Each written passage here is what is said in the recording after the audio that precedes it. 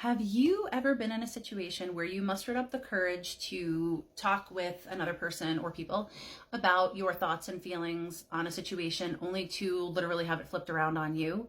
Um, More often than not, the person who is doing that is employing a strategy called darvo. But I want to do a little disclaimer that a lot of times people don't necessarily even know that they're doing this. So this is a hot tip.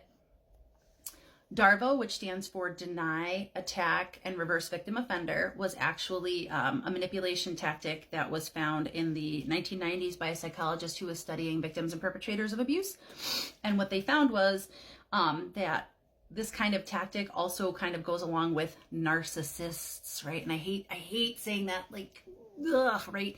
But a lot of times too, people don't necessarily know that they're doing this. So again, this is why it's important for us to talk about it so that we can do something about it. The first part of DARVO stands for denial, which is where they adamantly deny being wrong. They will not only say that they're not abusive, but like, it's not that big of a deal. They're minimizing your thoughts, your feelings, all of it, right? The next part is to attack. So the accused person, in continuing to argue that they're not wrong, will now cast doubt on you. So you're crazy, you're abusive, you're the narcissist, you're the gaslighter, right? When it's literally like, wait a second, I was just telling you that I was sad about something and now I'm the asshole, okay? The last part is reversing victim and offender. So it's literally where they're switching the roles around so that the real victim, and again, labels, dichotomy, whatever the case may be, now you're deflecting or you're getting deflected against. So it's switching gears and removing attention from the problematic behavior. Ways to go about this, right? Or ways to do something about this. One is to educate yourself, learning about healthy communication from reputable sources, not from, other weirdos on the internet, is one place to start. Talking to a therapist. Hi.